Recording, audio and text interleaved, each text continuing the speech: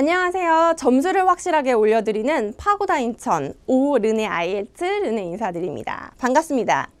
오늘은 IELTS 리딩에 대해서 알아보도록 하겠습니다. IELTS 리딩은요, 기본적으로 3가지 패시지를 30문항에 걸쳐서 1시간 동안 평가하는 지문이거든요. 그 지문 내에는 굉장히 다양한 종류의 문제 유형이 펼쳐져 나오죠. 헤딩이라든지 매칭, 주제문을 찾는다거나 아니면 관련 사실을 파악하는 거, 그 다음에 서머리, 요약을 한다거나 아니면 이제 구체적인 숏 퀘스천이라든지 멀티플 초이스 등의 문제가 유지되어지는데요. 이제 풀처로 나오는데 이 리딩의 주된 포인트는 사실 2가지 기술을 판단하기 위한 거라고 보셔도 무관할 것 같아요.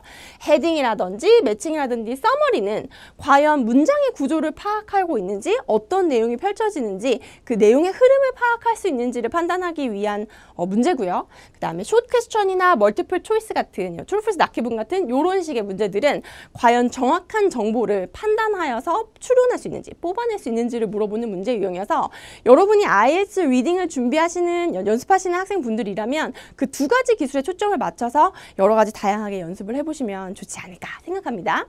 자, 시험 문제를 받으시면요, 문제지에서 저는 보통 지문의 제목과 소제목, 그 다음 문단의 첫 문장을 반드시 파악하시라고 부탁드려요.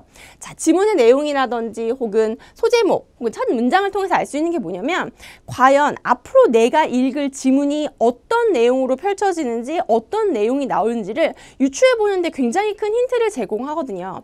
지문을 읽으시면서 키워드가 될 만한 내용이 있다면, 보통 문제 내에서의 키워드는 고유 명사나 숫자들인데 이러한 내용이 나온다면 반드시 지문의 위치에서 파악을 해놓으세요. 이 부분이 나중에 답으로 유용하게 사용이 될 겁니다. 패러프라이징은 리스닝과 마찬가지로 역시 IELTS 내에서는 가장 중요한 근거이자 희망이죠.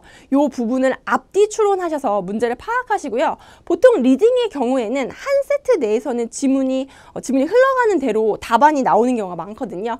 그래서 본문에서 문제를 읽으시는 동안에 중간중간 체크를 해놓으신다면 답안을 못 찾는 부분이라든지 어려운 부분에, 판단을 어려워하는 부분에는 그 안에서 이제 답안을 골라낼 수 있는 힌트가 되겠죠. 리딩에서 작년에 가장 많이 나왔던 문제 중에 하나는 뭐냐면 문제의 구조나 순서도를 이용해서 서머리가 나와져 있는 경우가 많았어요. 어떤 기계 장치의 모양을, 단면도를 보여주고 거기에 해당하는 내용을 집어넣는다거나 아니면 어떠한 기계 장치가 어떠한 순서도로 흘러가는지를 보여주는 이런 서머리 문제가 많았는데, 전문적인 내용이다 보니까 학생분들이 문제를 풀으실 때 항상 걱정하시고 두려워하시는 경향이 있거든요. 하지만 어려운 단어나 어려운 전문 내용은 리딩의 답으로 나오는 경우는 굉장히 드물어요. 그럼 여기서 하셔야 될 건 뭐냐면 우리가 찾았던 아까 키워드를 중심으로 내용의 흐름을 따라서 앞뒤 내용을 샅샅이 읽어 나갑니다. 보통의 구조도나 순서도는 문장의 흐름을 보여주기 위해서 만들어진 문제이기 때문에 그 문장 전후로 패러프라이징에 근거해서 답안을 유추해 가시면 될 것 같아요. 한국 학생들이 가장 어려워하는 문제 중에 하나는 트루 폴스 낫기분, 예스 노 낫기분이라는 문제 유형이 존재하죠. 정확성 판단 문제예요. 리딩에서 얼마나 정확하게 데이터를 잘 뽑아내는 것을 물어보는 문제인데, 자, 여기서 답안을 작성할 때 유의해야 할 점이 있습니다. 트루 폴스 낫기분과 예스 노 낫기분은 혼용되지 않아요. 문제에서 트루 폴스 낫기분대로 표기를 하라고 했으면 요대로 그대로 답안을 작성하셔야 되고요. 예스 노 낫기분이라고 작성하라고 했으면 예스 노 낫기분 그대로 작성을 하시는 게 포인트예요. 자, 이거 왜 그러냐면 한 텍스트 셋에서 앞부분은 true, false 낫기분, 뒷부분은 yes, no 낫기분, 문제가 섞여 나오는 경우가 있거든요. 그러면 이제 열심히 문제를 풀다 보면 섞여서 문제를 막 답안을 같이 쓰시는 경우가 있는데 절대 2개의 유형은 답안이 혼용되지 않습니다. 문제에서 요청한 대로 다 풀어서 정리하시기를 권해드립니다.